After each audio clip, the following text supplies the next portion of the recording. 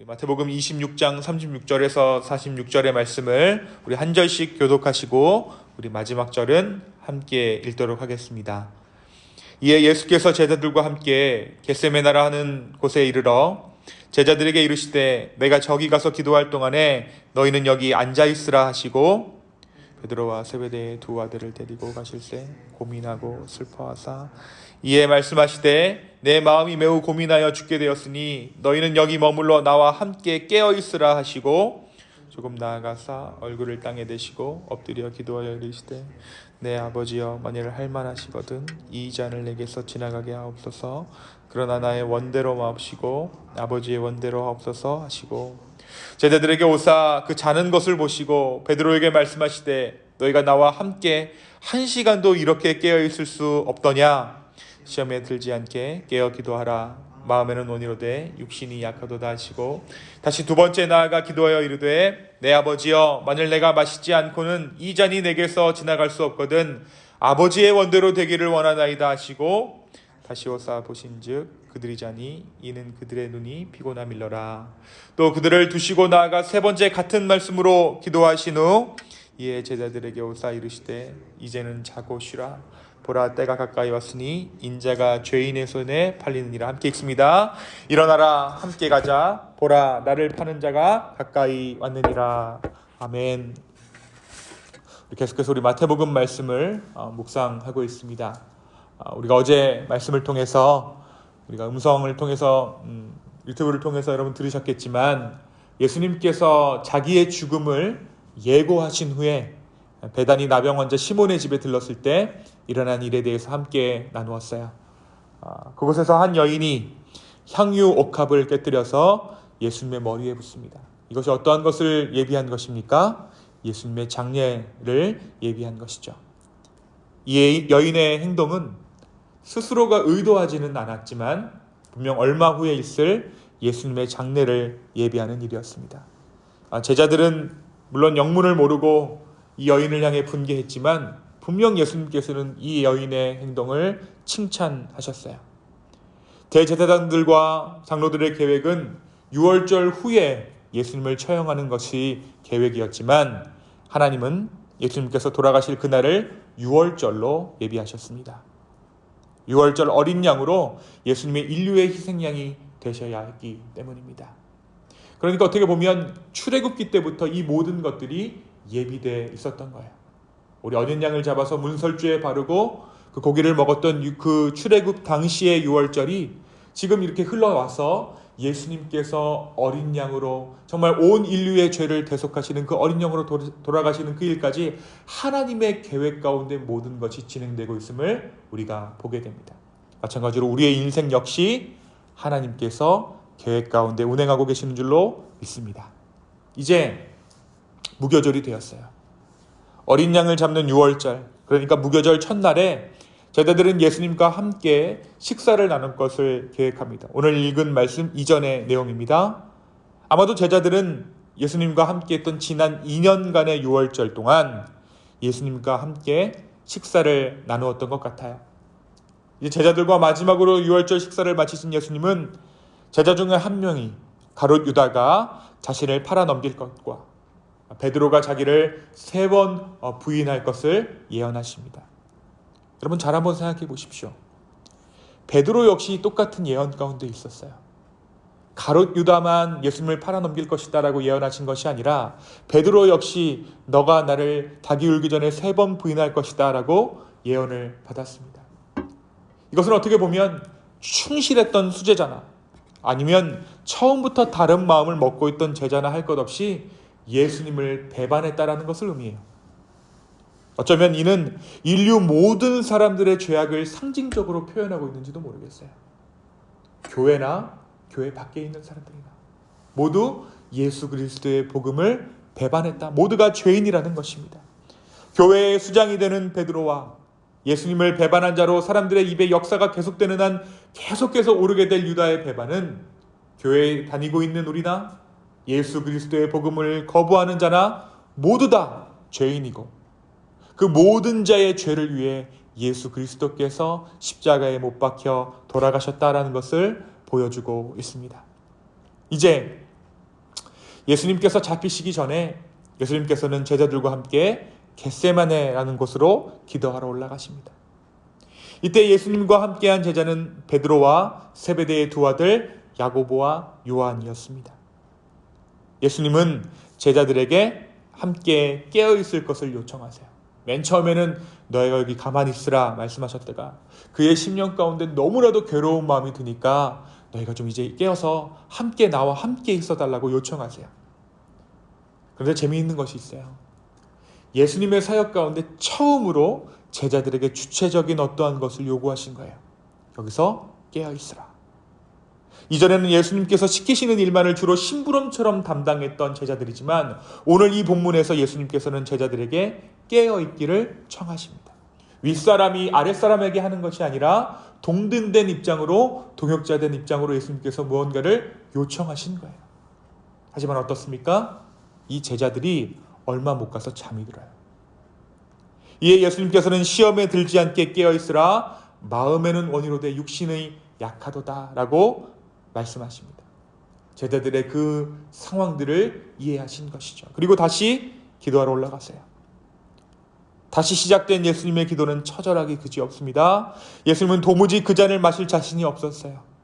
그래서 하나님 아버지께 애원하듯 부르짖습니다. 내 아버지여, 내가 마시지 않고 이 잔이 내게서 지나갈 수 없거든 아버지의 원대로 되기를 원하나이다.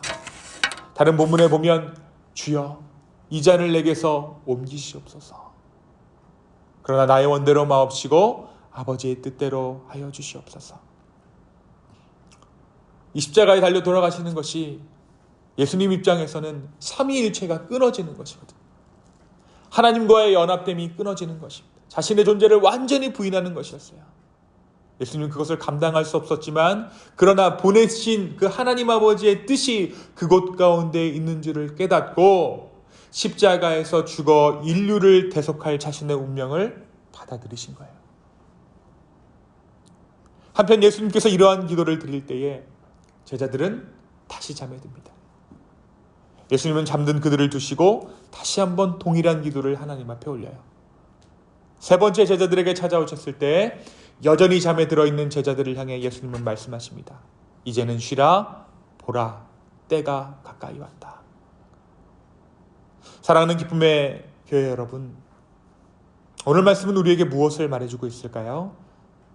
먼저 오늘 말씀에서 예수님께서 제자들에게 깨어있으라 말씀하신 것을 우리는 봅니다. 예수님은 왜 제자들에게 깨어있으라 하셨을까요? 그것은 이들을 제자에서 동역자로 인정해 주시는 예수님의 배려였다라고 말씀드렸습니다. 또 뭐라고 말씀하시냐면 기도하라고 말씀하시지 않고 가만히 있으라 그리고 깨어있으라 라고 말하는 거예요. 어떻게 보면 우리의 기도가 이런 것이다라는 것을 예수님께서 말씀하고 계시는 거예요.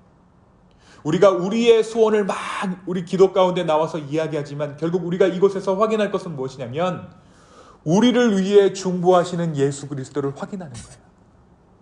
우리는 우리의 기도 제목을 가지고 나오지만 우리의 기도 가운데 우리는 무엇을 볼 수 있는가? 우리의 영혼을 위해서 하나님 아버지 앞에 끝까지 간구하시는 그 성령님, 말할 수 없는 탄식으로 간구하시는 그 성령을 우리가 오늘 이 아침에 확인하는 거예요. 그 성령이 우리를 기도하게 하시는 것입니다.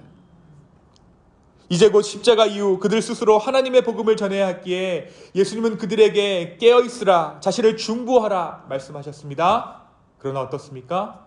상황의 심각성을 전혀 인지하지 못한 제자들은 이내 또 잠이 들어요. 그리고 예수님은 기도 후에 잡혀가십니다. 놀랍게도 예수님께서 부활 승천하신 후에 제자들의 모습을 소개하는 사도행전 첫 번째 장면이 무엇입니까? 바로 기도하는 장면이에요. 이때는 기도하지 못했던 제자들이 예수님께서 승천하신 후에 제자들이 기도하는 장면으로 사도행전 첫머리가 시작됩니다. 기도 가운데 가룟 유다를 대신할 마띠아를 뽑았어요. 마가의 다락방에서 전심으로 기도하던 중에 성령의 임재하심을 맞이합니다. 예수 그리스도의 십자가 이후에 이제 그들은 누가 시키지 않아도 기도하는 자들이 되었다는 것이에요. 그리스도의 십자가 그리고 그분의 부활 승천은 제자들을 기도하는 제자 되게 하였습니다. 사랑하는 여러분, 예수님께서 주시는 부담 중에 하나가 기도하라는 부담인 것 같아요. 늘 우리 마음 가운데 소망하는 게 있죠. 기도해야 되는데, 그죠? 그런데 우리가 한 가지 알아야 할 것이 내 마음대로 기도할 수 없다는 것입니다. 기도는 하나님께서 열어주시는 거예요. 때가 차지 않으면 우리는 기도할 수 없습니다.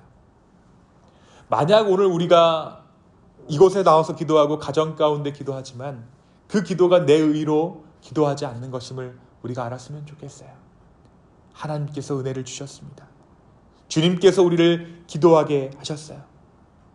때가 참에 주님께서 우리에게 기도하게 하셨습니다. 기도도 내 뜻대로 하는 것이 아니라는 것입니다. 오늘 우리의 마음이 기도에 목이 마른 이유는 주님께서 우리에게 기도하라 하셨음을 믿습니다. 기도하라 하신 이유는 응답을 예비하셨기 때문입니다.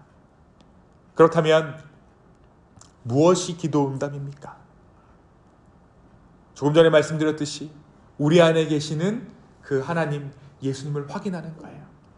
오늘 겟세마네 기도에서 예수님의 기도가 어떻게 응답되었는지를 함께 보기를 원합니다. 오늘 예수님의 기도가 어떻게 응답받았습니까? 예수님의 기도는 아버지의 뜻대로 해주십시오 라는 것으로 응답받았어요.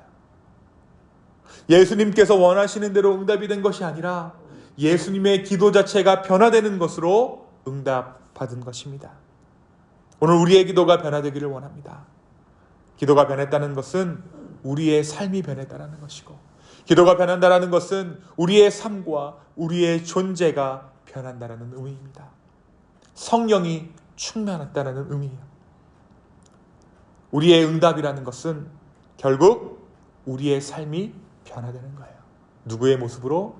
하나님의 모습으로, 예수 그리스도의 모습으로 우리가 변화되는 것입니다. 오늘 우리의 기도 가운데 하나님의 응답하심이 있기를 예수님의 이름으로 축원합니다. 우리는 우리의 소망을 가지고 주님 앞에 나오고 주님은 그 소망을 이루시지만 결국 궁극적으로 주님께서 우리를 기도하게 하시는 이유는 우리로 하여금 복음을 얻게 하기 위해서, 예수 그리스도를 닮게 하기 위해서인 줄로 믿습니다. 오늘 우리가 기도하는 동안 그리스도를 담아내는 인생 되기를 소망합니다. 오늘 우리 가운데 이미 응답하신 그 주님을 찬양하며 기대하며 기도 가운데 나아가는 기쁨의 교회 되기를 예수 그리스도의 이름으로 축원합니다. 이 시간 함께 기도하시겠습니다. 주님, 이 시간 주님만을 바라보며 나아갑니다. 성령 하나님, 우리로 하여금 기도하게 하여 주심에 감사합니다. 주님, 오늘 우리의 기도가 이미 응답된 줄로 믿습니다. 주님, 우리를 위해 말할 수 없는 탄식으로 간구하시는 그 성령으로 인해 기도하게 하여 주십시오. 그리고 그 가운데 우리가 하나님 나라를 발견하게 하여 주시옵소서. 우리가 가지고 있는 모든 기도 제목들을 아버지 앞에 쏟아놓습니다. 주여, 그 기도 가운데 아버지의 뜻대로 응답하여 주시옵소서. 감사합니다. 이 모든 말씀 살아계신 예수님의 이름으로 기도하였습니다. 아멘.